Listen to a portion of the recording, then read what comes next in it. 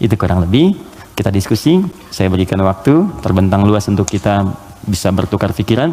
Saya perkenankan, jika ada yang bertanya langsung silahkan. Jika ada yang ingin tulis pakai kertas, maka silahkan. Saya pun tidak keberatan untuk menjawab dengan kertas. Silakan. Bismillah. Assalamualaikum warahmatullahi wabarakatuh. Salam. 2 pertanyaan Ustadz. Silakan. Pertama terkait Al-Fatihah. Terkait surat Al-Fatihah. Oke. Saya ingin bertanya asbabul nuzulnya, kapan diturunkan, bagaimana ceritanya, itu yang pertama. Ya. Yang kedua, di padang mahsyar nanti. Saya membaca beberapa buku bahwa kehidupan di padang mahsyar nanti itu ada yang mengatakan 30.000 tahun, ada yang mengatakan 50.000 tahun. Bagaimana nasib kita itu? Tadi sempat Ustadz kutip sedikit. Saya ingin mendapatkan penjelasan bagi orang-orang mukmin khususnya yang ada di dunia ini, apalagi di zaman yang penuh fitnah ini, yang amannya bagaimana untuk menghadapi nanti itu. Terima kasih. Assalamualaikum warahmatullahi wabarakatuh. Oke. Pertama, asbabun nuzul, sebab turunnya surah Al-Fatihah. Saya berikan sedikit dulu informasi. Jadi ada 2 jenis asbab di dalam fikih Islam. Kalau asbab itu terkait dengan turunnya ayat, asbab itu sebab. Jadi sebab itu bahasa Arab asalnya, diserap ke bahasa Indonesia menjadi sebab. Sebab turunnya Al-Quran disebut asbabun nuzul. Kalau sebab munculnya hadis disebut asbabul wurud. Maksudnya asbabul wurud namanya. Misal, pernah dengar hadis tentang isbal? Isbal itu pakaian yang melebihi mata kaki.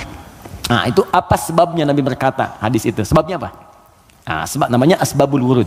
Dari pengetahuan sebab ini kita akan melihat sebuah kesimpulan hukum. Jelas ya? Baik, sekarang apa sebab turunnya Al-Fatihah? Penting diketahui tidak semua surah dan ayat dalam Al-Quran memiliki sebab asbabun nuzul, sebab turun. Bisa jadi itu sekedar perintah untuk ditunaikan secara langsung. Bisa jadi itu bacaan-bacaan praktek dalam ibadah ketika ibadahnya diperintahkan. Bisa jadi ada sebab turun ketika ada pertanyaan tertentu untuk menyelesaikan sebuah kasus. Al-Fatihah masuk pada bagian yang tidak ada asbabun nuzulnya, tapi menyertai perintah ketika diturunkan. Apa perintahnya? Salat. Diperintah salat ketika diturunkan. Nabi diperintahkan setahun sebelum hijrah, usianya 52 tahun. Jadi usia 53 tahun beliau hijrah kemudian ke kota Yathrib yang kelak menjadi Al-Madinah Al-Munawwarah. 13 tahun berdakwah di kota Mekah. Setelah usia 40 tahun diangkat menjadi Rasul, turunnya surah Al-Alaq. Setelah itu kemudian 12 tahun sebelum hijrah turunlah perintah salat. Saat perintah salat itu diturunkan, mesti ada bacaan yang dibacakan. Maka turunlah kemudian Al-Fatihah di situ. Saat turun di situ, kalimatnya Alhamdulillahi Rabbil Alamin, Ar-Rahmanir Rahim, Maliki Yaumiddin, Iyyaka na'budu wa iyyaka nasta'in, Ihdinas siratal mustaqim, siratal ladzina an'amta 'alaihim ghairil maghdubi 'alaihim waladdallin. Kemudian setelah turun digunakan dalam salat. Saat hijrah ke Yathrib yang kelak jadi Al-Madinah Al-Munawwarah, tiba-tiba si kecil namanya Abdullah, anak laki-lakinya Abbas paman Nabi, beda 3 tahun usianya dengan Nabi. Abbas, anak laki-laki Ibnun, maka sering disingkat Ibnu Abbas. Ibnu Abbas nama aslinya Abdullah. Ingat teman-teman, saya berikan rumus sedikit ya. Kalau anda belajar hadis menemukan kalimat Ibnu Omar, Ibnu Abbas, itu nama aslinya rata-rata Abdullah. Kenapa dihapuskan nama anaknya dan disebut kemudian nasab ke bapaknya? Untuk memberikan inspirasi kepada orang tua di masa datang bahwa begini cara mendidik anak seperti Nabi mengajarkannya. Jadi kalau anak itu kemudian beramal, orang tua dapat pahalanya. Ya, teman-teman kenal Ibu Umar bin Khattab? Bagus. Oke, baik. Belum ditulis sudah kelihatan kenal Umar bin Khattab, luar biasa. Hari ini spesial. Gak apa-apa mas, saya selesaikan. Datang sendiri, ngajar sendiri, ngapus sendiri, ngapus sendiri. Jamaah tinggal nanya, lihat masuk surga, enak banget. Masya Allah, surga Firdaus lagi. Udah sih, nggak apa. Udah selesai. Ya. Mudah-mudahan antum ke surga juga. Insya Allah. Canda ya, mudah-mudahan nyata. Oke, fokus. Di sini, fokus baik-baik. Ya, tadi kita katakan Abdullah misalnya, Ibnun itu anak laki-laki, nggak pakai ini, nggak pakai kepala, gini, Ibnun. Disingkat jadi bin. Bin itu anak laki-laki. Ya, dibuang ininya jadi bin, dipindahkan harakatnya ke sini. Jadi asalnya begini, Ibnun. Kasrah itu sesuatu yang pecah, kecil. Bunyinya lembut, gitu. Ya, makanya perempuan seringkali menggunakan kasrah. Anta, tapi perempuan anti. Ka, perempuan ki. Jazakallah khair. Semoga Allah berikan kepada anda pahala. Ka itu untuk laki-laki. Jazaki killah khair itu untuk perempuan. Awas ya, akhwat, penting itu diketahui. Karena saya pernah mengajar pakai batik, pakai peci. Setelah selesai, Ustaz terima kasih memberikan pengajaran. Jazakillah khair, gitu ya. Saya masih pakai peci itu. Ya nggak apa-apa lah gitu. Oke. Nah, ibnatun perempuan. Ibnatun anak perempuan. Ini boleh kita hapuskan. Kalau kita hapus ini, yang depan ini, begini, ini dihapus, maka harokat ini pindah ke setelahnya. Geser. Ini ke sini jadi bi, ini ke sini jadi en, bin. Jelas? Ini kita hapus, pindah harokatnya ke sini di bi, ini ke sini geser. Bint. Ini bint, maka ini terbuka jadi binti. Ingat? Aisyah binti Abu Bakar. Binti itu maksudnya anak perempuan. Makanya ada Isa bin Maryam. Loh kok bin Maryam? Betul, Isa anak laki-lakinya Maryam, karena Maryam nggak punya anak perempuan. Jelas ya? Nah, di ilmu hadis, kalau ada ayah bisa mendidik anak dengan baik, maka nanti sebagai penghargaan bagi orang tuanya, nama anaknya akan dihilangkan, tidak disebutkan, cukup binnya saja nama ayah disebutkan. Umar punya anak namanya Abdullah. Ketika Umar didik dengan baik, saya ini kan pejuang, saya ini bersama Nabi, saya harus punya anak yang jadi ahli fikih supaya meneruskan perjuangan saya. Bapaknya cukupkan di mana-mana Nabi, anaknya nanti meneruskan ilmunya Nabi. Maka didik oleh Umar. Kalau anda ke Madinah, ini Raudhah, ini masjid yang pertama awal-awal, sekarang karpetnya hijau semua. Kemudian di sini pintu Babus Salam, di sini makam Nabi, di sini mimbar. Ini pintu Baqi, di sini bab Jibril, pintu 46, bab Jibril. Nah, di sini ke sini ke Awali, di sini ada Baqi, di sini rumah istri-istrinya Nabi semua. Di depan pintu Jibril, bab Jibril. Ya, jadi kalau ada Sayyidah Aisyah, kemudian Sayyidah Zainab binti Jahsy, Saudah binti Zam'ah, semua istri Nabi tinggalnya di sini, depan ini persis. Kemudian di sini, ini ada Abu Ayyub Al-Ansari. Umar bikin rumah di sini,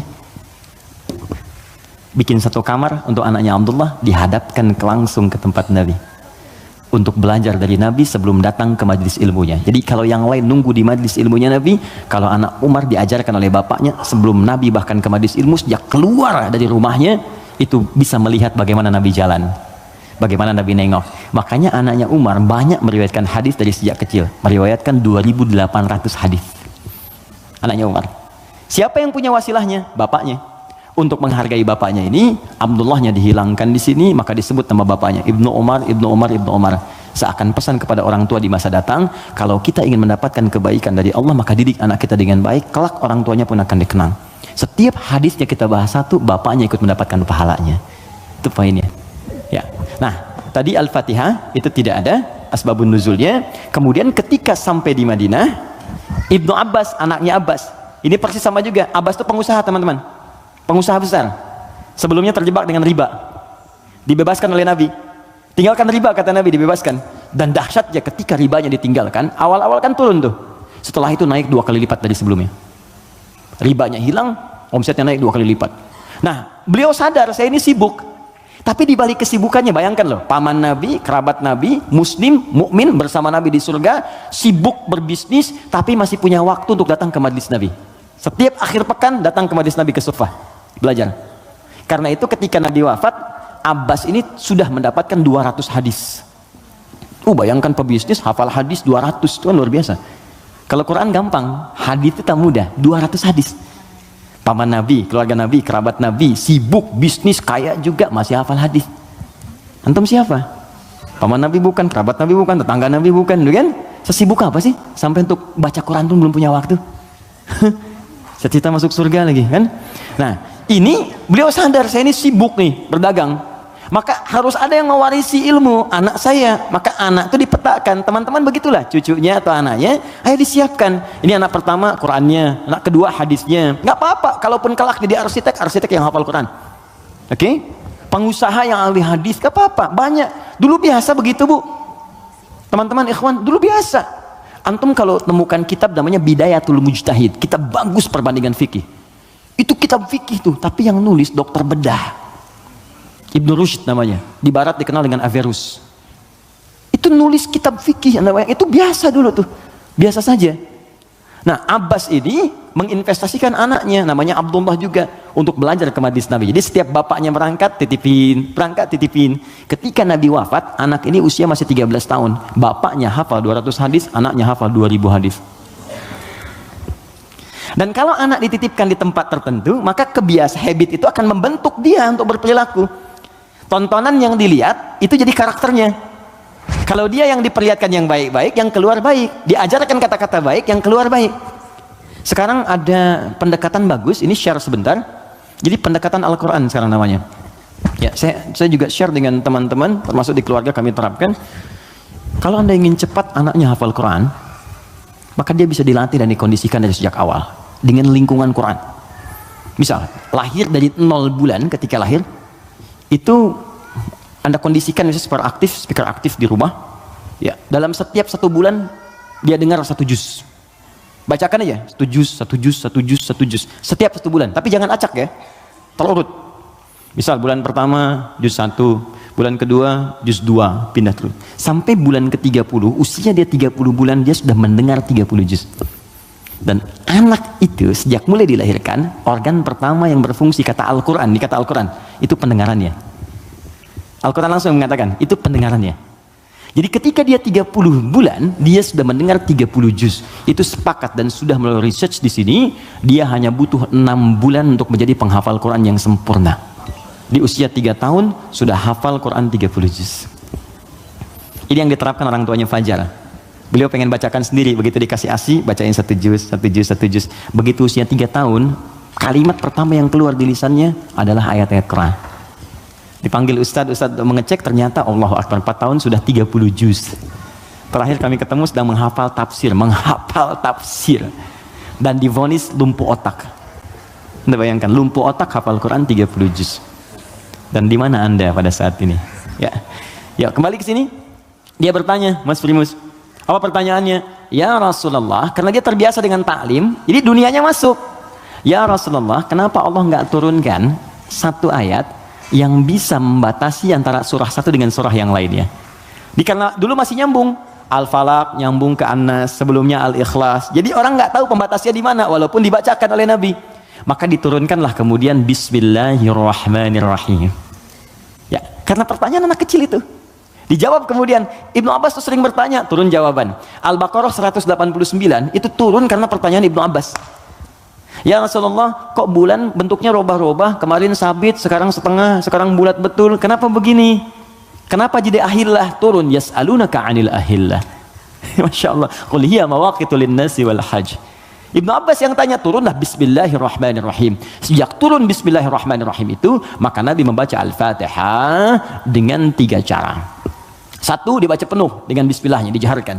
Bismillahirrahmanirrahim. Alhamdulillahi rabbil alamin. Ar-Rahmanirrahim. Baca. Baik. Ada yang kadang Nabi bacanya sir, silent. Bismillahirrahmanirrahim. Alhamdulillahi rabbil alamin. Ar-Rahmanirrahim. Ada yang kembali ke awal tadi, nggak dibaca sama sekali. Alhamdulillahi rabbil alamin. Ar-Rahmanirrahim. Maliki yaumiddin. Maka dari sini riwayat tersebar, boleh dibaca. Ada yang keempat, rakaat pertama dibaca jahar kata Abu Hurairah, Bismillahirrahmanirrahim. Yang kedua nggak dibaca sama sekali. Ada 70 hadis jumlahnya. Maka disimpulkan oleh para ulama, cara membaca Al-Fatihah disepakati, dituliskan di mushaf Bismillahirrahmanirrahim. Bismillahnya bisa dibaca dengan 4 cara. Jahar, kencang, sir, silent, tidak dibaca sama sekali, dibaca rakaat pertama, selanjutnya tidak. Semua riwayat tersambung kepada Nabi dan tidak ada kaitan dengan ormas tertentu. Oke? Karena saya pernah tugas di Mekah 2010 menyambut jemaah haji. Begitu datang depan Masjidil Haram, Isya, imamnya Syekh Sudes. Ya, kan di situ mazhabnya Hambali, jadi disirkan. Bismillahirrahmanirrahim. Alhamdulillahi Rabbil Alamin. Komentar pertama makmum ya, wah iki imamnya Muhammadiyah tuh, Muhammadiyah. Muhammadiyah cabang Masjidil Haram mana Bay? Ketuanya saya Sudes. Jadi nggak ada hubungan baik NU Muhammadiyah atau yang kita berkomunikasi baik ya, kemudian saling bangun hubungan baik, tapi paham ilmunya. Jadi kesimpulannya tidak ada asbabun nuzul untuk Al-Fatihah, tapi hanya terkait untuk kebutuhan dalam menunaikan ibadah. Tapi kemuliaan fadilahnya diungkapkan kemudian oleh Nabi, dipraktikkan dalam kehidupan dan dirangkum oleh para ulama dalam kitab tafsir. Sampai sini bisa dipahami? Baik, suasana mahsyar. Pertama jawabannya wallahu taala a'lam bissawab, karena memang kita belum ke sana. Karena wallahu a'lam itu Allah yang tahu. Maka kita tanyakan kepada Allah, Allah turunkanlah kemudian paparan dalam ayat-ayat Al-Qur'an. Baik. Tentang suasana itu diturunkan satu surah. Surah ke-75. Surah Al-Qiyamah. Persiapannya diturunkan surah Al-Waqi'ah, surah ke-56. Waktu terjadinya diturunkan surah ke-31 ayat 34. Tentang kiamatnya, peristiwanya, persiapannya. Waktunya tidak diketahui, dirahasiakan supaya kita semangat untuk beramal dalam persiapannya. Makanya kalau Nabi ditanya kapan kiamat, Nabi balik tanya persiapan kamu apa ya. Jawaban Nabi, jangan sibuk pikirkan kiamat, sibuk pikirkan amalan dirimu untuk ke situ. Karena kiamat pun dirahasiakan oleh Allah supaya kita semangat untuk beribadah menyambut itu. Dan nggak akan ada umat Nabi Muhammad kemudian hidup saat kiamat, nggak ada. Semua akan diwafatkan yang soleh-soleh, nggak akan mengalami itu. Gak akan mengalami, semua wafat. Maka turun Quran surah ke-31 ayat 34. Innallaha indahu ilmus sa'ah. Sungguh hanya milik Allah pengetahuan tentang waktu tepatnya terjadi kiamat. Sa'ah. Tuh, diksi Al-Quran tuh indah sekali. Kiamat tuh kan di Quran banyak. Malik yaumuddin kiamat. La uqsimu bil yaumil qiyamah, yaumul qiyamah. Yaumul ba'ts, hari kebangkitan. Tapi ketika menunjuk waktu pakai sa'ah. Innallaha indahu ilmus sa'ah. Sa'ah itu kalau sekarang jam. Di jam itu ada menitnya? Ada detiknya? Ada. Bahkan sampai ke menit detiknya hanya Allah yang tahu. Di sini ada 5 hak prerogatif Allah. 5 yang tidak diketahui oleh siapapun, bahkan even itu malaikat. Makanya di hadis Muslim nomor hadis ke-8, malaikat bertanya pada Nabi, mata sa'ah, kapan terjadi kiamat? Kata Nabi, mal mas'ulu anha bi'a'lama minas sa'il. Yang ditanya tidak lebih tahu daripada yang bertanya. Anaknya yang dekat dengan Allah, Anda yang tahu. Nah, ini ingin menegaskan bahkan saya pun malaikat yang paling dekat dengan Allah nggak tahu kapan terjadinya. Apalagi dukun yang kemudian tiba-tiba ada di bumi. Ya, ahli langit pun nggak tahu masa ahli bumi kemudian tiba-tiba bisa menerawang. Ya, makanya kalau ada yang mengatakan kiamat akan terjadi tanggal sekian, bulan sekian, tahun sekian, udah abaikan aja. Ya, itu paling gampang, sudah jauhi. Saya di Garut dulu tahun 99, itu menjelang tanggal 9, bulan 9, tahun 99, tersebar isu akan terjadi kiamat. Sebagian ada yang sepi tuh, sepi di pasar Garut tuh, Tarogong sepi apa. Saya bilang, kenapa nggak pada beraktivitas? Isu kiamat menyebar. Tiba-tiba nggak terjadi, diundur katanya ke tahun 2012. Terjadi pengunduran kiamat, Anda bayangkan. Jadi itu poinnya. Jadi kalau waktu, jangan ditanya kapan terjadi. Yang penting untuk diketahui adalah persiapan kita apa. Dan paling dahsyat adalah jika terjadi perbuatan-perbuatan yang dengan perbuatan itu tanda-tanda kemudian kiamat itu semakin menuju dekat. Tapi dekat dalam pandangan Allah dengan kita berbeda. 1 hari bagi Allah hitungannya hari, bagi kita kan 1000 tahun. Ya kan? Bagi Allah dekat nih. Iqtarabatis sa'atu wan syaqqal qamar. Bulan telah terbelah, kiamat semakin dekat. Kiamat semakin dekat itu bukan saat Bang Deddy bikin sinetron. 15 abad yang lalu itu turun ayat, kiamat sudah dekat. Itu kalimat Quran. Kiamat sudah dekat 15 abad yang lalu. Cuman sudah 15 abad belum kejadian. Karena bagi Allah tuh gampang, tinggal 10 hari lagi, tinggal 7 hari lagi. Cuman sehari itu kan ribuan tahun. Jelas ya? Maka jangan dipikirkan waktunya. Tapi Nabi kemudian ditanya oleh malaikat, ma amaratuha, apa tanda-tandanya? Ya, idza talidal amatu rabbataha, jika sudah budak melahirkan tuannya, wa antaral khufatal arata, ya, jika seorang budak melahirkan tuannya, jika engkau melihat seorang penggembala bertelanjang kaki, telanjang dada, kemudian berlomba-lomba meninggikan bangunan, ya, budak melahirkan tuannya, itu ada yang menyebutkan suasana sudah mulai terbalik. Halal dianggap haram, haram dianggap halal, yang benar jadi salah, yang salah jadi benar, yang benar dibikin disertasi, dibikin tulisan ilmiah, ya, tiba-tiba dikalahkan oleh yang salah, gitu kan? Yang salah kemudian menyebar, jadi dianggap biasa. Jika sudah maksiat tingkat yang tinggi dianggap biasa, bukan yang rendah. Zina, Itu min sab'il mubiqat, 7 yang menyebabkan kehancuran. Dosanya besar. Zina itu seperti pembunuhan, dosa besar. Makanya kalau ada yang menghalalkan dosa besar, dianggap murtad, keluar dari Islam. Dan dia harus bertobat. Harus bertobat. Makanya kita dorong dengan doa, diarahkan lagi. Kan mungkin karena ketidaktahuannya. Kan? Itu cara berpikirnya demikian. Saya tidak mengajarkan mencela, saya menjauhi itu. Ya, kita ajarkan dengan perasaan baik, kita doakan, tak ajarin lagi. Sepanjang dia masih hidup. Jadi kalau ada teman-teman yang diajak oleh orang lain terpengaruhi, kita sepanjang kita hidup, supaya kita saat ditanya oleh Allah, ringan jawaban kita itu aja. Ya, apa pernah ada Nabi mengharapkan umatnya ke neraka? Tidak. Lantas kenapa Anda memvonis dia sebagai ahli neraka? Alih-alih kita vonis, kenapa nggak kita doakan? Allah itu maha kasih, bukan hanya maha menghukum. Rahmat Allah lebih luas daripada hukumannya. Kenapa sekarang banyak sifat hukuman ditampilkan, kasih sayang dihilangkan? Yalah, doakan. Share kebaikan, doakan saudari kita, doakan saudara kita, ajak kepada yang baik. Kalau ada berbuat maksiat, sampaikan. Bukan cuma kamu aja yang pernah bermaksiat. Yang lebih buruk daripada kamu pernah ada, dan dia tobat. Masa orang jahiliyah tobat, kamu yang bukan jahiliyah nggak tobat? Nggak keren ah. Gitu. Bagaimana kalau wafat dalam keadaan maksiat? Apa kamu rela ibumu yang sudah mengandungmu melihat anaknya berbuat seperti ini? Kalau kamu kira-kira punya anak, mau nggak kira-kira anak kamu berbuat seperti ini? Seperti itu aja. Di ketika ada seorang minta izin untuk berzina, boleh nggak saya berzina ya Rasulullah? Ya, kata Nabi, bagaimana kalau kemudian ibumu berbuat seperti itu? Bagaimana kalau ibumu dizinai? Bapakmu dizinai? Jangan ya Rasulullah. Ya, itu yang kamu zinai itu boleh jadi kemudian dia ibu bagi anak-anak orang lain. Jadi, seperti itu cara berpikirnya. Jadi kalau kita selalu mengangkat orang untuk mengarahkan pada kebaikan, maka dakwah ini akan semakin luas diterima dalam kemuliaan, dan beban kita pun akan berkurang. Ada saatnya hitam putih itu mesti muncul dalam perkara tauhid. Tauhid itu nggak ada abu-abu, hitam putih. Allah Tuhan, yang lain bukan. Selesai. Tapi fikih itu fleksibel untuk memberikan kemudahan. Sholat nggak bisa berdiri, duduk. Nggak bisa duduk, berbaring. Berbaring sulit, bergerak. Bergerak sulit, berkedip kan? Berkedip sulit, disolatkan. Semua ada turunannya. Ya, selesai sampai tuntas. Oke? Jadi waktu tidak ada yang tahu. Suasana disampaikan supaya kita merasakan dahsyatnya itu. Turun surah Al-Qiyamah. La uqsimu biyaumil qiyamah. Quran surah 75. Wa la uqsimu bin nafsil lawwamah. Kata Allah, saya bersumpah kiamat pasti terjadi. Dan saya bersumpah pada saat itu banyak yang menyesal dan mencela dirinya. Lawwamah itu pencela. Mencela, aduh kenapa saya nggak begini, nyesel saya begini. Sama kayak Anda misalnya punya masalah dengan pasangan, Anda marah-marah sama istri. Setelah itu Anda menyesal, ya kenapa saya mesti marah sih? Toh jelaskan, duduk dengan tenang juga bisa. Kenapa saya marah ya, saya menyesal ya Allah. Tapi biasanya pertama setan akan menghambat kita untuk berbicara dulu, ditahan, jadi diam-diaman gitu. Itu begitu tuh caranya. Itu di Quran ada, dan solusinya juga ada.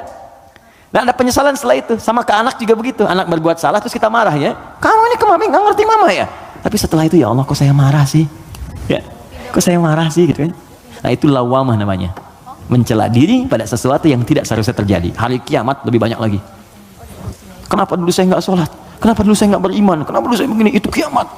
Dan itu sudah bukan ranah kita lagi. Kata Allah, kalian yang beriman wafat dulu supaya nggak melihat hiruk pikuk orang. Udah. Biarkan mereka sibuk menyesali dengan apa yang telah mereka kerjakan. Karena kamu dakwahi, nggak mau beriman juga. Diberikan 5 kali sehari petunjuk dari bangun tidur sampai tidur lagi. Nih Allah nih, syahadatlah, ayo sholat, ayo beramal. Ini Allah nih, Allahu Akbar, Allahu Akbar. Bahasa Arabnya, ya asyhadu an la ilaha illallah. Kan 5 kali kan? Dari bangun tidur sampai tidur lagi. Sepanjang hidup loh, setiap hari. Kurang apa lagi? Kurang apa lagi? Dan lafaz ini, kenapa disebut adzan? Apa artinya adzan? Panggilan. Apa artinya panggilan? Adzan. Saya memanggil kamu kemarin, saya mengadzani kamu kemarin. Tidak. Adzan itu panggilan, tapi bukan sekedar panggilan. Adzan itu seakar juga dengan kata uzun, jamaknya adzan, artinya telinga. Kenapa lafaz ini disebut dengan adzan? Karena Allah menjamin lafaz ini satu-satunya lafaz di muka bumi yang terus akan didengar oleh orang yang masih punya pendengaran di telinganya. 24 jam tidak berhenti. Makanya waktu adzan itu bisa berbeda di setiap tempat. Coba lihat, di sini adzan, nanti setelah saya Bintaro adzan, Tanah Kusir adzan, kan? Jakarta adzan, ke Bekasi adzan, sebelumnya ke Bandung, terus 24 jam. Itu Mesir selesai adzan, Libya adzan, Libya selesai Tunis adzan, Tunis adzan, Maroko adzan. Demikian terus 24 jam diperdengarkan supaya kita nggak punya alasan lagi di hadapan Allah Subhanahu wa taala. Makanya orang-orang yang nggak mau beriman sampai dengan kiamat, dalam persepsi kita umat Islam, nanti yang beriman diwafatkan dulu supaya kamu nggak capek lagi melihat hiruk pikuk mereka. Kamu istirahat aja nanti sampai saat hisab selesai. Jadi begitu kiamat terjadi, kacau semuanya. yang sedang disebutkan di surat Abasa itu, ya, bagaimana seorang yang mengandung tiba-tiba bisa keguguran, ya yauma yafirul mar'u min akhi wa ummihi wa abi wa fasilatihi tuwi, ya, wa man fil ardi jami'a. Semua orang nggak akan ingat, Pak. Kata Al-Quran saking dahsyat, jangankan gini ya, maaf, gempa terjadi, apa Anda masih bisa ingat dengan teman-teman ini? Demi Allah saya katakan, gempa goyang dikit dah keluar, lari semua, masing-masing menyelamatkan dirinya. Dalam bahasa Arab sekali gempa disebut zilzal. Kalau digoyang, idza zulzilatil ardu, sekali, ya sekali, kalimatnya sekali. Zulzilatil ardu itu artinya goncangannya menghancurkan yang atas, hancur semua ke bawah. Jelas? Tapi kalau disebutkan dua kali, kalimat keduanya bentuknya bisa verb, kata kerja, atau juga noun, bisa kata benda, bisa fi'il, awas, bisa isim, kata kerja atau kata benda. Fokus. Kalau kata kerja diulang dua kali, idza zulzilatil ardu zulzilat. Kalau kata benda untuk menunjukkan suasana hancur semua bendanya pakai kata benda, zilzal. Idza zulzilatil ardu zilzalaha. Kalau disebutkan dua kali, itu bukan yang atas hancur ke bawah, tapi yang di bawah naik semua ke atas. Push.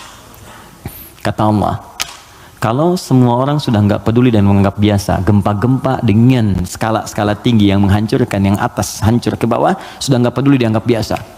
Udah jadi berita aja, gempa Ambon sekian, gempa Palu sekian, gempa Aceh sekian, gempa, sudah biasa. Nanti saya akan datangkan gempa yang tidak biasa, yang membuat semua orang baru merasakan apa yang terjadi.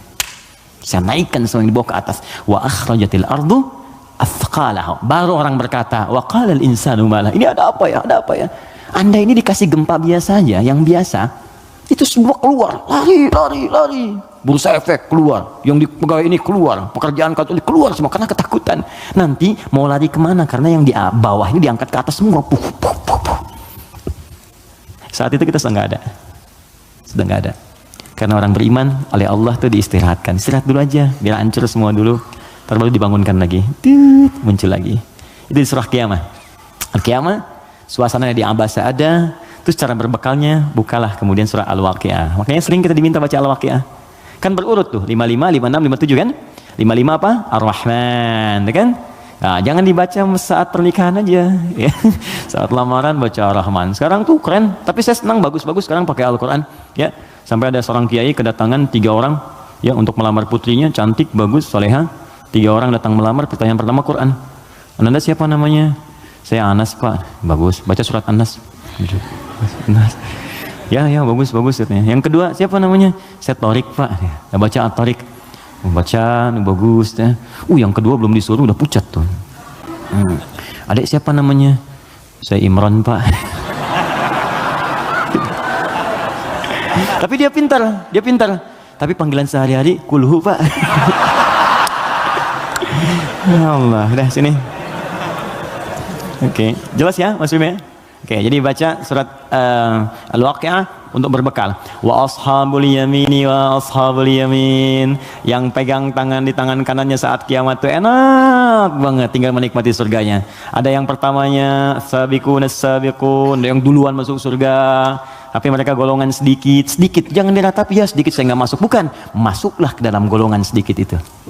Nanti ditafsir di ayat lain, bagaimana cara masuk ke dalam golongan itu, ditafsir di An-Nisa, Quran surah keempat ayat 69, paling kanan pertengahan. Wa may yuti'illaha wa rasul, siapa yang mau taat kepada Allah dan Rasulnya, fa ulaika ma'al ladzina an'amallahu 'alaihim, maka mereka akan disertakan dengan golongan sedikit, 4 spesifik, 4 golongan saja. Minan nabiyyina, dengan semua nabi. Jadi ada orang yang tinggal di surga sekomplek dengan semua nabi. Dari Nabi Adam sampai Nabi Muhammad SAW. Enak tuh. Kamu tinggal di mana, akhi? Surga biasa. Tangganya siapa? Ya, depan saya Nabi Ibrahim. Masya Allah. Belakang saya Nabi Musa. Samping kiri saya tuh ganteng-ganteng Nabi. Dulu kan ente nonton ganteng-ganteng serigala. Ini ganteng-ganteng Nabi.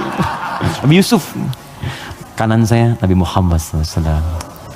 Nah, itu yang bisa menyatu dengan itu 3 golongan. Ya, siapa dia? Siddiqina wasyuhada'i wassalihin. Siddiqin itu orang jujur. Yang dimaksud jujur di sini adalah jujur mempraktekkan bimbingan Quran dimanapun dia berada. Anda misalnya aktif di dewan, kata Quran jujur, praktekkan jujur, benar, jaga kebenaran, tawadhu, sabar, praktekkan semuanya. Sampai wafat gak apa-apa, capek itu wajar. Capek itu emang dunia untuk capek. Dunia itu tidur aja capek. Sementara aja. Nanti kalau sudah selesai, tenang kita. Dunia ini capek, sedang tidur dibangunin capek. Nanti kalau udah selesai, nggak akan bisa dibangunin lagi. Bener? Memang tempatnya capek, baru tidur, bangun lagi. Ntar kalau udah tugas kita selesai, beres, tinggal nunggu aja akhirnya begitu selesai. Wah enak, nggak akan bangun lagi. Kalau udah selesai, dibangunin juga percuma, nggak akan bangun. Nah udah istirahat, waktunya tiba. Nggak apa-apa, capek dulu aja. Ada waktunya kita tinggal menunun dan mendapatkan apa yang kita telah tenun selama ini. Tenun di dunia, dan panen saat kita kembali kepada Allah. Makanya orang-orang baik itu saat meninggal itu ditampakkan pahalanya. Sehingga, itu, ya betul. Nah, jadi saat mendapatkan itu, penampakan itu, mendapatkan pahala, tenang dia, nyaman. Karena nyaman itu udah nggak ingat meninggal. Karena nggak ingat itulah perasaannya tenang, seakan-akan tenang, nggak sadar, udah lepas dari rohnya. Itu ada di Quran, di surah ke 89, ya, di 89, di ayat ke-27 sampai 30. Al-Fajr. Ya ayyatuhan nafsul mutmainnah irji'i ila rabbika radiyatan mardiyah. Hei jiwa yang sedang tenang ya tenang aja, tenang, ngelihat pahalanya, banyak ya Allah, alhamdulillah, lagi tenang-tenang begini, tiba-tiba diambil ya nyawanya, selesai. Irji'i ila rabbika radiyatan mardiyah, cepat pulang ke sini kepada Rabbmu, aku ridho dengan amalmu, engkau pun akan ridho dengan pemberianku. Fadkhuli fi ibadi, engkau masuk dalam golongan hambaku terbatas. Wadkhuli jannati, aku siapkan surga untukmu dari sekarang. Semoga kita diberikan bagiannya insyaallah. Assalamualaikum Ustaz, Assalamualaikum warahmatullahi wabarakatuh. Bagaimana caranya untuk mempunyai self control yang baik? Saya merasa saya selalu mendapatkan apa yang saya mau, tapi ada satu kendala sehingga saya tidak bisa mendapatkan hal tersebut. Bagaimana supaya saya bisa mengendalikan ego saya? Baik, ada dua caranya. Pertama, Al-Quran menganjurkan untuk merenungkan setiap tindakan yang kita lakukan, akibatnya akan seperti apa. Merenungkan akibat dari sebuah tindakan disebut tadabbur namanya. Dari dabara, sesuatu yang di belakang, tadabbur. Jadi kalau mau berbuat, difikirkan dulu. Ya. Makanya ada kisos di Islam. Kisos itu diturunkan sebetulnya untuk merenungkan. Sebelum berbuat, rasakan hal yang sama saat Anda kemudian mendapati itu. Turunlah Quran surah kedua, Al-Baqarah, dari ayat 178 sampai kemudian ayat ke 182. Sebelum sampai kemudian di ayat 183-nya untuk puasa. Di rangkaian ayat itu Allah menyampaikan, ketika Allah buka dengan kalimat kutiba alaikumul qisasu fil qatla, nanti Allah sampaikan walakum fil qisasi hayatun ya ulil albab. Hei orang-orang yang masih punya pikiran, saya turunkan kisos ini sebetulnya supaya kamu merasakan kalau kamu berbuat begitu bagaimana resikonya. Makanya turun, cubit lagi, kemudian pukul lagi, kalau ada yang bunuh lagi. Jadi tahu resikonya supaya merasakan kalau punya akibat begitu bagaimana. Di pelajaran pentingnya bukan karena kisosnya, kata Allah itu bisa menjaga nilai kehidupan. Jadi kalau orang tahu kalau mencoba membunuh akan dibunuh lagi, dia gak akan membunuh gitu. Kalau orang tahu merasakan rasa kesakitnya dicubit, dia gak akan nyubit. Karena itu kata Quran, bahasa paling damainya adalah pikirkan dulu sebelum berbuat apa akibatnya. Nah sekarang coba teman-teman yang egonya gak bisa dikontrol misalnya kan, coba pikirkan dulu, kalau kira-kira orang lain menerima perlakuan seperti yang Anda lakukan sekarang, bagaimana rasanya? Anda diperlakukan begitu seperti apa? Istri mau marah sama suami mau marah sama istri, sebelum marah pikirkan dulu, kira-kira kalau saya marah bagaimana perasaannya? Kalau saya dimarahi bagaimana rasanya? Itu yang pertama.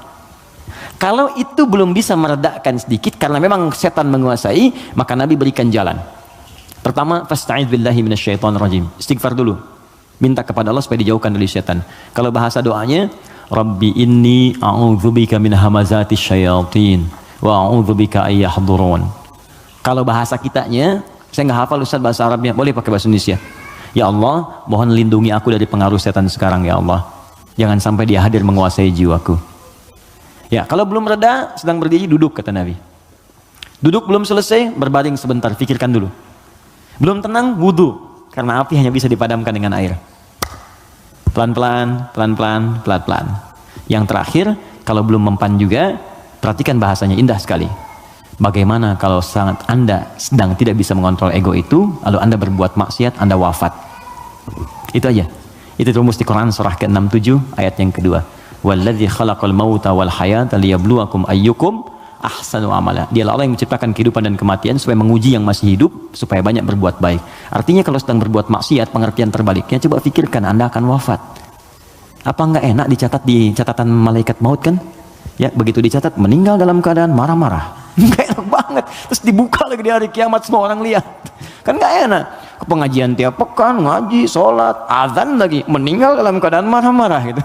Kan gak enak banget, dibuka semuanya. Makanya bertobat dari sekarang, sensor. Ya teman-teman kan ada adegan yang nggak baik kan disensor, ya kan? Dubbing, suara yang kurang jelas dubbing. Ya, sekarang itu kata-kata maksiat kita sensor dari sekarang, mumpung belum meninggal, supaya filmnya nggak dibuka di hari kiamat. Ya saat hisab kan dibuka semua. May ya'mal mithqala dzarratin khairan yarah wa may ya'mal mithqala dzarratin syarran yarah. Yang sedikit pun baik akan ditampakkan, yang jelek akan diperlihatkan. Maka yang buruk-buruk kita hilangkan dari sekarang. Wallahu taala a'lam bis-shawab. Saya ingin bertanya, saya ingin jawab. Jika saya datang sholat berjamaah telat, Ustadz, jika saya datang sholat berjamaah telat, pertanyaan saya, kenapa Anda telat? Orang lain bisa tepat, Anda telat, kenapa? Ayo ya, kita coba sesuaikan. Saat imam sudah mulai bacaan sholat, oke? Satu, ada 3 pertanyaan. Bila imam akan segera ruku, apakah saya boleh baca doa iftitah dulu, lanjut al-fatihah? Gini, ruku itu saya pernah jelaskan, itu seakar dengan kata rakaat, berasal dari kata ruku. Artinya kalau imam sudah mendapatkan ruku ya, Allahu Akbar ruku, lalu Anda ikut ruku. Nah kalau Anda sudah ikut ruku itu artinya Anda dapat 1 rakaat. Paham ya? Dapat 1 rakaat. Nah sekarang persoalannya adalah ketika imamnya masih berdiri terus tahu akan ruku dari bacaan jahar kelihatannya ya, walam yakul lahu kufuwan ahad, mau ruku nih, Anda datang takbir Allahu Akbar. Apa yang harus saya lakukan Ustaz? Kalau masih sempat baca Al-Fatihah 3 ayat saja, Bismillah, Alhamdulillah, Ar-Rahmanir-Rahim, langsung ke Al-Fatihah, lewati iftitahnya, langsung Bismillahirrahmanirrahim, Alhamdulillah Rabbil Alamin, Ar-Rahmanir-Rahim, langsung takbir lagi, kemudian ruku, ikuti imam. Itu sah. Kenapa? Karena ukuran surah dalam Al-Quran yang paling pendek itu 3 ayat, Al-Kautsar, Inna a'tainakal kautsar fasalli rabbika inna syani'aka huwal abtar. Mengambil ukuran terpendek. Jadi kalau kita bacakan 3 ayat di Al-Fatihah ini sudah cukup, langsung ruku. Tapi kalau imamnya ruku, Anda datang, maka itu sudah selesai. Maka Anda langsung takbir, Allahu Akbar, langsung ruku. Contoh, boleh? Depan. Bismillah. Silahkan di sini menghadap ke sebelah sini saja, biar netral sedikit. Sebelah sana. Ruku, Mas Dimas, mohon izin. Ini ruku ya. Saat ruku ini, mohon izin, boleh? Ya, antum, bukan yang belakang. Bismillah. Jangan begini, sedang ruku. Imam, maju sedikit Mas. Mohon izin luruskan ya dengan meja ke sini. Ini datang terlambat misalnya kan? Masbuk. Kenapa terlambat? Yang lain kan bisa pas gitu. Anda harus terlambat. Jangan diulang lagi ya. Nggak baik seperti itu ya. Sini. Oke, ini sudah ruku, fokus, ini datang, maka cukup takbir, Allahu Akbar. Oke, langsung ruku, Allahu Akbar, ikut ruku ya, dan nggak usah baca Al-Fatihah lagi, langsung ruku. Baik, cukup, mohon izin, maaf. Nah ini dalilnya ini hadis Nabi SAW, innama ju'ilal imamu liyutamma bihi, sungguh imam dijadikan untuk diikuti, faqira'atul imam qira'atul ma'mum. Kalau Anda nggak bisa menjangkau bacaan imam karena imam sudah masuk ke rakaatnya berikutnya, ruku, maka bacaan imam sudah mewakili makmumnya. Jelas? Tapi jangan sengaja menunggu imam ruku. Belum ruku, masih panjang, tenang aja, minum, begitu ruku. Allahu Akbar, lumayan. Nah ini nggak tepat ya, silakan. Syukran, makasih, mohon maaf ya. Paham ya? Baik, ini bagian pertama. Jadi itu 1, oke, 2. Atau saya langsung baca Al-Fatihah dan mengikuti imam ruku, sudah selesai saya jawab. Bila saya baca Al-Fatihah menyebabkan saya tertinggal ruku, apakah saya tidak usah membaca dan langsung mengikuti imam ruku? Bila seperti itu, apakah saya harus menambah rakaat di akhir karena saya baca Al-Fatihah? Karena ada yang bilang kalau berjamaah Al-Fatihah ditanggung imam. Oke, saya sudah jelaskan semua ya. Ya, pertanyaannya sudah selesai, sudah saya jelaskan keseluruhannya. Ada yang lain? Baik. Assalamualaikum Ustaz. Waalaikumsalam warahmatullahi wabarakatuh. Ini belum saya baca. Jika kita berobat ke tempat semacam Pak Haji, mungkin Anda, bukan kita. Saya tidak ikut. Oke. Jika Anda berobat ke tempat semacam Pak Haji yang orang sebut, lalu Anda dikasih obatnya, air minum, yang doakan, apakah itu masuk syirik atau bagaimana Ustaz? Mohon pencerahannya. Tergantung. Jika Anda minta doa, tabarruk dengan doa itu, wasilah supaya mohon berdoa, didoakan kepada Allah. Anda bisa berdoa sendiri, minta ya, dan bisa saling mendoakan. Nabi kadang saling mendoakan dengan sahabat, doakan. Bahkan Nabi minta dibacakan oleh Abdullah bin Mas'ud Al-Quran. Abdullah bin Mas'ud datang sini, coba bacakan surat ini. Kata Abdullah bin Mas'ud, ya Rasulullah, Anda kan yang Nabi, tapi saya ingin mendengar bacaanmu. Sesama sahabat saling mendoakan, biasa saling ketemu, doakan, itu biasa. Dan boleh, adabnya boleh. Anda ketemu ulama, minta doa. Dulu kami begitu, bertemu ulama, minta doa, Syekh, doakan kami. Sekarang agak beda, orang ketemu Ustaz, minta foto. Ketemu ulama, minta selfie deh. Lengkapilah dengan doa yang ditempatkan di hati, itu doanya. Ya, doanya, minta doa kebaikan. Nah, boleh Anda silahkan kalau datang. Itu dalilnya diantaranya Quran surah ke-5 tadi ayat 35. Ya ayyuhalladzina amanu taqullaha wabtaghu ilaihil wasilah. Hai orang-orang beriman, tingkatkan takwamu kepada Allah, cari wasilah untuk mendekat kepada Allah. Apa diantaranya? Kisah yang paling tepat untuk menjawab ini adalah tentang Al-Fatihah itu. Jadi ada seorang yang sakit tadi, ya, kepala suku di Arab, sakit kemudian zaman itu, lalu dia minta kepada para sahabat, ngutus ajudannya, ya, untuk bertanya ada nggak yang bisa menyembuhkan. Kata sahabat, Allah yang sembuhkan. Datang didoakan dengan baca Al-Fatihah. Itu kan paling gampang. Ketika didoakan itu dengan baca Al-Fatihah, sembuh. Saat sembuh itu dikasihlah kemudian kambing beberapa ekor. Takut, dibawalah kepada Nabi. Ini indah sekali. Dilaporkan kepada Nabi karena takut kambing itu gratifikasi. Tuh, ini bagus sekali. Jadi takut nih, saya takut salah nih, dibawa ke Nabi. Nabi, tadi ada orang sakit, terus minta bantuan. Saya ingat ajaran Anda, baca Al-Fatihah, saya bacakan. Habis itu dikasih kambing begini. Nabi langsung senyum, ketawa, tabassama dhahikan. Gitu kan? Kurang lebih. Kata Nabi, tahu dari mana engkau Al-Fatihah bisa punya manfaat seperti itu? Maka kata Nabi, bagikan kambingnya, coba berikan aku bagiannya. Maksud Nabi, yuk kita nikmati sama-sama itu. Silahkan kita nikmati, syukur kepada Allah Subhanahu Wa Taala. Ini artinya dalil yang membolehkan kita datang minta doa misalnya. Ya, ke orang soleh, ulama, tapi syaratnya kita pun berdoa dulu, minta sama Allah, minta, lalu Allah lebih senang kita minta kepada Allah dengan bahasa hati kita. Setelah itu kita berwasilah minta pada orang soleh yang baik, minta kebaikan, lalu dia doakan kepada kita semua. Jelas sampai sini? Baik. Kalau ada yang khusus semacam tertentu, ada pengaruh jin atau apa, biasanya dia diangkat tuh, mengangkat sesuatu yang bukan dari tempatnya. Ini bukan dari tempatnya, saya angkat, ini spidol, tempatnya bukan dalam gelas, lalu saya angkat. Jin tempatnya bukan di tubuh kita, kita angkat. Bahasa Arabnya raka, ya, raka atau raka yaraki tarqiyatan wa ruqyatan, maka disebut ruqyah namanya. Terus ya, ada ruqyah. Ruqyah itu macam-macam, ada yang dengan bacaan saja, ada yang dengan air misalnya, air terus diminum, ya. Ada yang dulu ruqyah terkenal sekali, orang soleh, dia sakit, punya anak sakit, sakitnya lumpuh semua. Nah, begitu lumpuh, ini orangnya baik sekali, kesolehannya nampak pada prasangka baiknya. Jadi semua yang datang prasangka baik aja. Malam-malam, Bu, bayangkan ada perampok datang tengah malam. Ini kisah ini sangat populer sekali. Perampok serombongan datang ke rumahnya. Karena prasangka baik ini dikira mujahid fisabilillah mampir. Dulu kan bukan kayak kita sekarang kan, rombongan mujahid dengan ini kan nggak kelihatan tuh. Malam-malam datang dikira mujahid. Begitu dibuka pintu, oh ahlan wa sahlan mujahid, masya Allah, silahkan masuk. Bayangkan perampok disuruh masuk. Disebut mujahid fisabilillah, datang. Akhirnya apa yang terjadi? Silahkan, duduk dulu, istirahat dulu, mandi dulu. Dimintalah berwudu semua. Tolong para mujahid silahkan berwudu dulu. Ya, wudu supaya apa? Salah satunya, ternyata di bawah keran itu dia simpan bejana untuk menampung air wudu mereka. Ini kisah nyata, benar terjadi. Jadi bukan rekaan, di kisah nyata sampai riwayat kepada kita dan valid riwayatnya. Jadi orang-orang salaf dulu.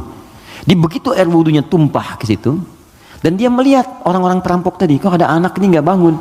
Ya kata mereka ke bapak tadi, ini siapa? Ini anak saya, dia kena lumpuh katanya. Oh gitu, udah duduk, dijamu dengan makan semua. Udah rapi, suruh wudu, makan, pulanglah mereka.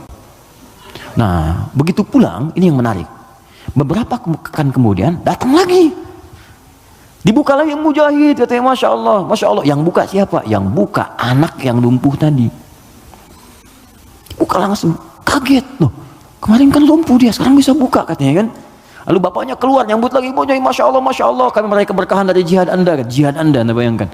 Karena positif thinkingnya. Bertanya, ini kenapa bisa sembuh? Air wudhu, masih ingat gak air wudhu yang pernah engkau pakai itu dalam wudhu itu? Saya mandikan kepada anak saya, dengan izin Allah sembuh dia. Perhatikan ketika seorang berprasangka baik kepada Allah Subhanahu Wa Taala akan berubah segalanya. Lalu perampok tadi kemudian terjatuh semuanya, nangis tersungkur, sujud di hadapan Allah Subhanahu wa taala. Nangis tobat di situ. Sebetulnya kami bukan mujahid, kami perampok katanya. Dan sebagainya. Tobat. Jadi bayangkan hanya dengan wasilah anak yang lumpuh dalam keadaan tadi dia menjadi mulia seluruhnya. Ya. Tapi ingat Syekh Hashim Muhammad Hashim bin Asy'ari Hadratus Syekh pendiri Nahdlatul Ulama. Beliau mendirikan NU tanggal 31 Januari ya 1926. Itu beliau dirikan NU punya kitab 19 kitab. Di kitab kedua namanya Risalah Ahlus Sunnah wal Jamaah. Di halaman yang ke-12 paling kiri sebelah bawah. Ya, itu beliau sampaikan begini. Hati-hati. Wa minhum al-abahiyuna, hati-hati ada aliran yang menyimpang di tanah Jawa. Itu diungkapkan di tahun 1333 Hijrah. Sekarang 1431. Sudah berapa tahun? Ya kurang lebih 100 tahun lah ya. Kurang lebih 100 tahun. Kata beliau, ada aliran Abahiyun. Siapa itu? Tokohnya itu ahli zikir. Zikir. Tapi cara zikirnya melahirkan kesimpulan yang menyimpang. Apa kesimpulannya? Kalau sudah dekat dengan Allah, fala yantabiqu alainal amru wan nahyu. Karena sudah merasa dekat dengan Allah dengan zikirnya, maka sudah tidak berlaku lagi perintah dan larangan. Di sholat sudah nggak berlaku lagi karena sholat itu masih latihan. Kalau zikir sudah dekat dengan Allah, nggak usah sholat lagi. Maka kalau Anda menemukan yang seperti ini, kata beliau, jauhi karena itu mengajak pada kesesatan. Anda datang tiba-tiba, ya mungkin panggilannya kiai gitu kan? Ya pakai jubah lebih lebar daripada Batman. Kadang-kadang kan tertukar lah sekarang. Sekarang atribut kiai dengan dukun itu disama-samain dan susah gitu kan? Pakai. Datang, Anda konsultasi, nanya, Anda nggak tahu karena nggak tahu itu. Tiba-tiba waktu zuhur tiba, Allahu Akbar, Anda tanya, Pak Yai kok nggak sholat dulu kita? Ada ini. Kalau Pak Yai fisiknya di sini, rohnya sedang sholat. Kalau yang seperti itu tandanya dukun, tinggalkan, jauhi. Ya. Kata beliau disebut sesat, kata beliau ya. Ada kawan kami titip pertanyaan, baik titipkan jawaban kepada beliau. Dulu dia pencaharian utamanya jadi bandar judi. 2 tahun lalu dia tobat, alhamdulillah mau hijrah. Dia membuat bisnis kain yang bidangnya halal, sembako. Tapi sumber modalnya masih dari sumber judi. Waduh. Ya. Pertanyaan, apakah bisnis sembako tersebut otomatis haram juga? Jika ya, bagaimana cara membersihkannya? Sedangkan itu mata pencaharian dia satu-satunya.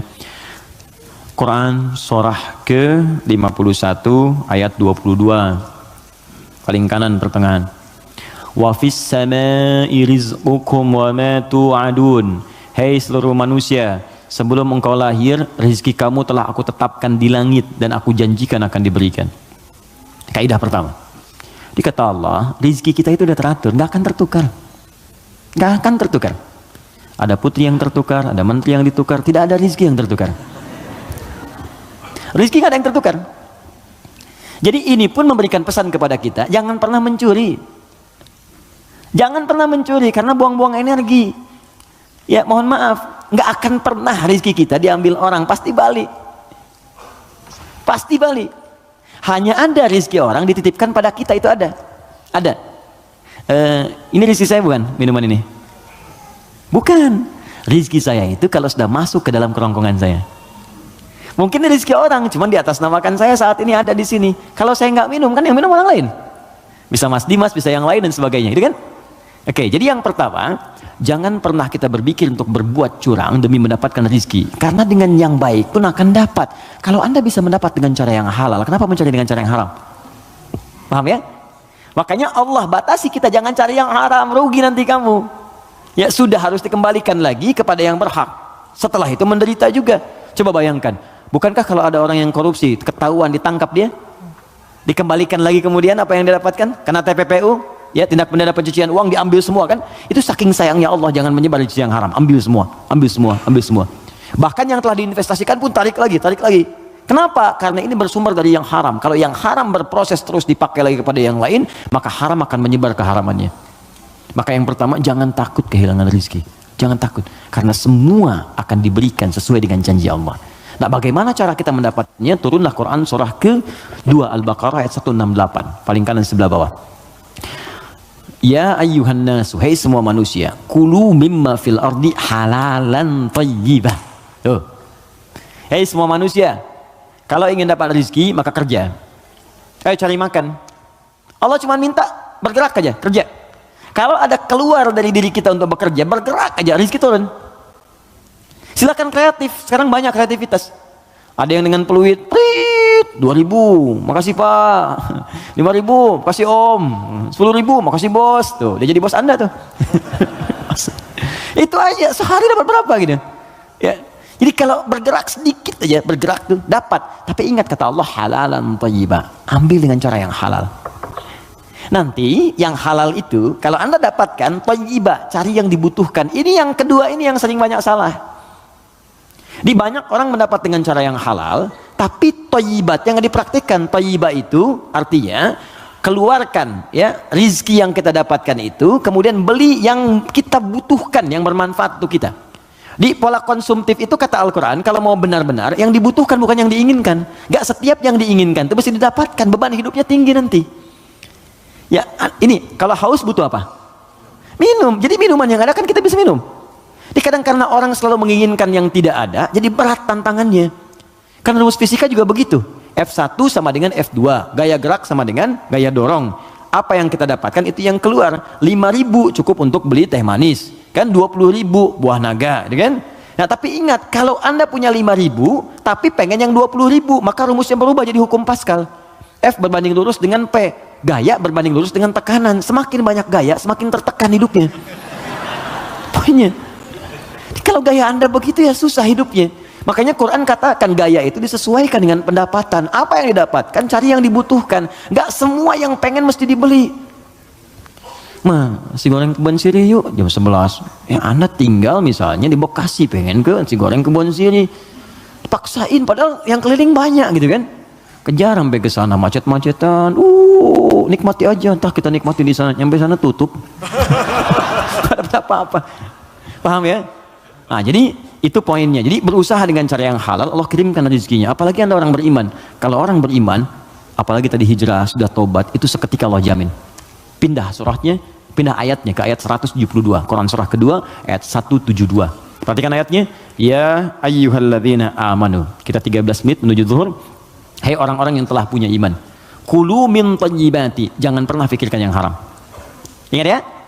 Lihat sini. Kata Allah, jangan pernah fikirkan yang haram. Kalau Anda nggak pernah fikirkan yang haram, maka saya akan kirimkan ma razaqnakum. Kami yang kirimkan rizkimu, bukan engkau yang sulit untuk mendapatinya. Jadi orang beriman tuh kalau nggak pernah fikir yang haram, Allah cepat datangkan. Datang. Nanti berkahnya ditambah.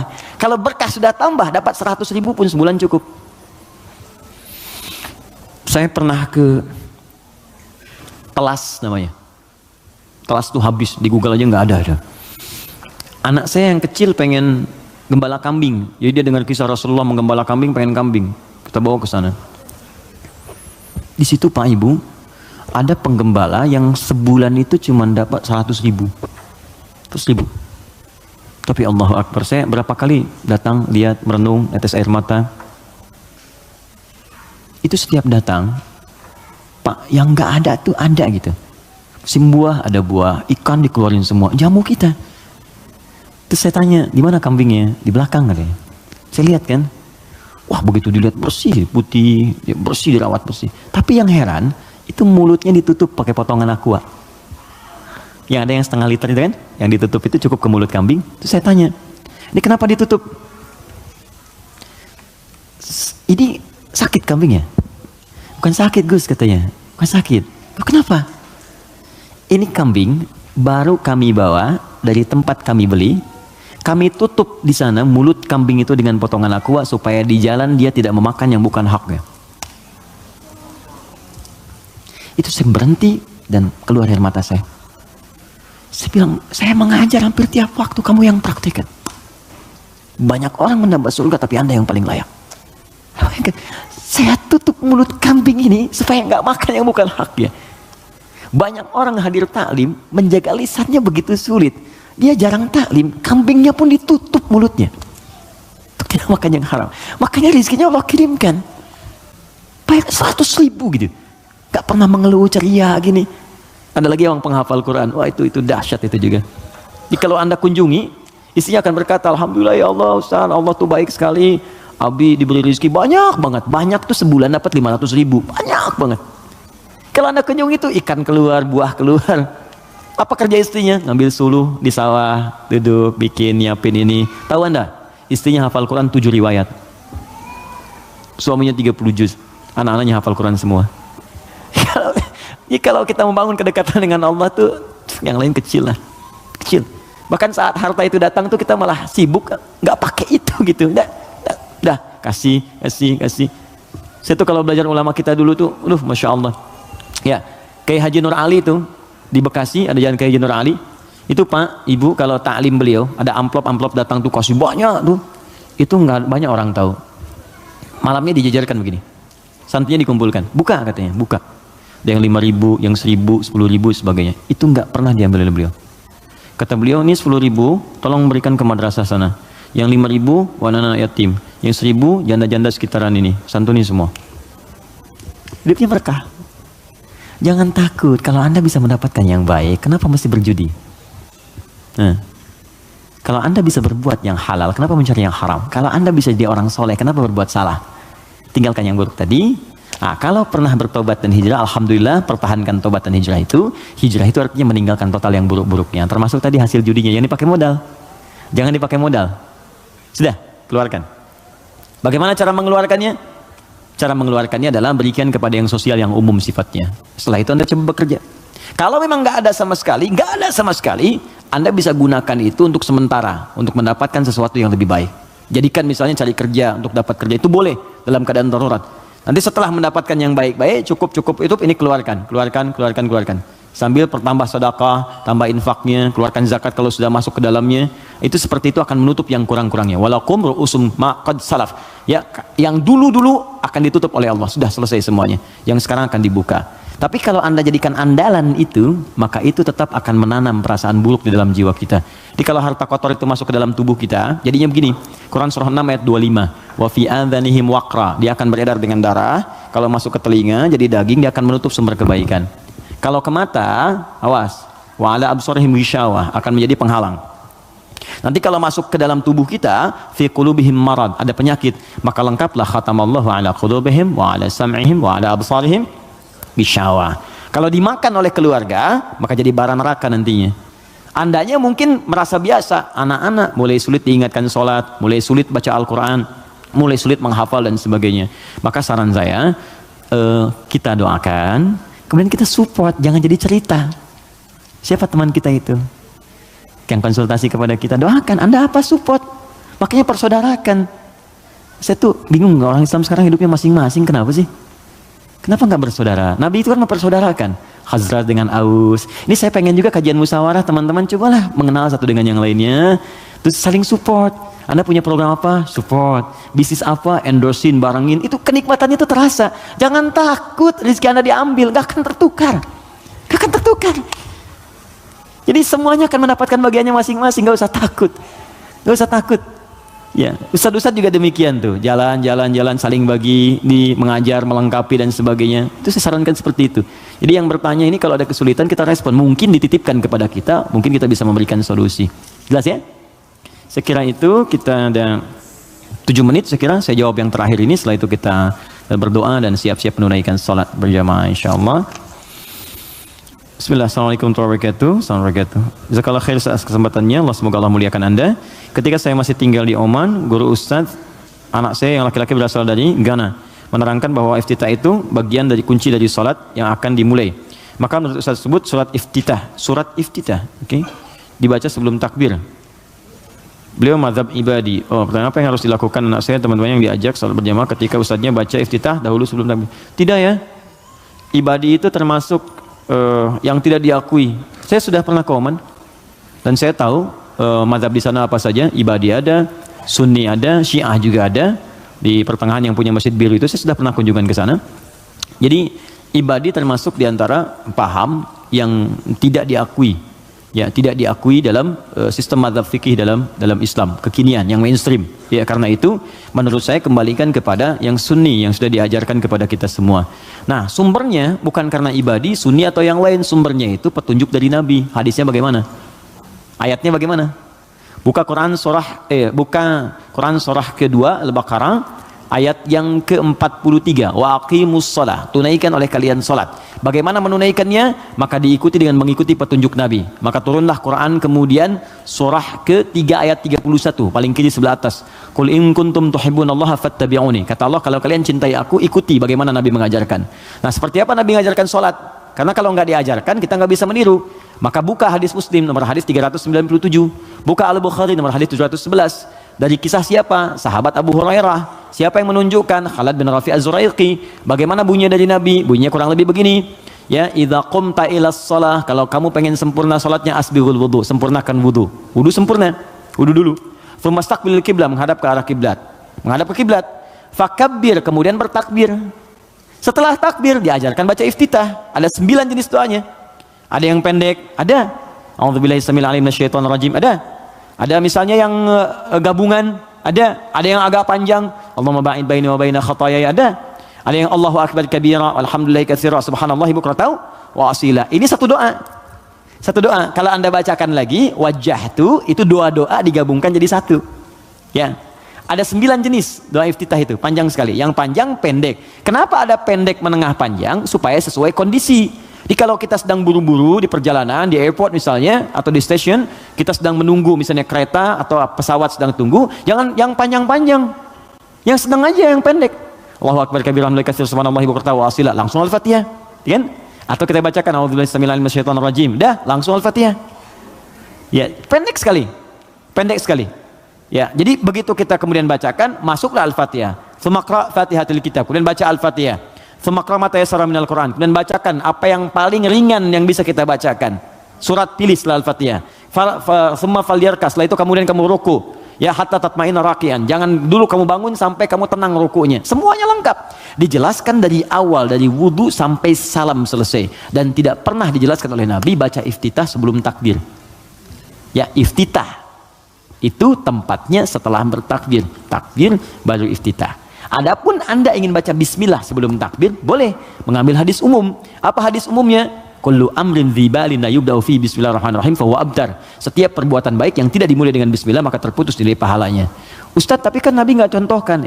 Tahu dari mana? Nabi nggak contohkan. Itu bukan nggak dicontohkan, saking jelasnya nggak usah dicontohin lagi. Paham?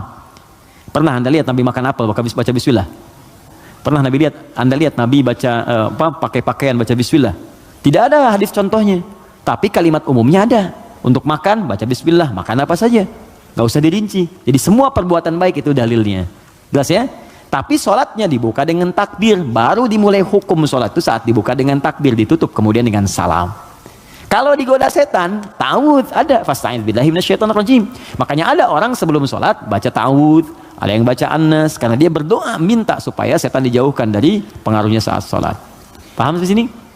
Baik ya, saya kira seperti itu yang kami terangkan, semoga ada manfaatnya. Kalau apa yang saya sampaikan ada benarnya, itu hanya titipan saja dari Allah untuk diamalkan. Tapi kalau salah, berarti memang mutlak dari kekurangan ilmu yang Allah titipkan kepada saya. Anda bisa share kembali dengan ustadz-ustadz yang lain, belajar dengan mereka, dan dapatkan nilai-nilai kebaikan yang kiranya bisa menambah wawasan kita semua.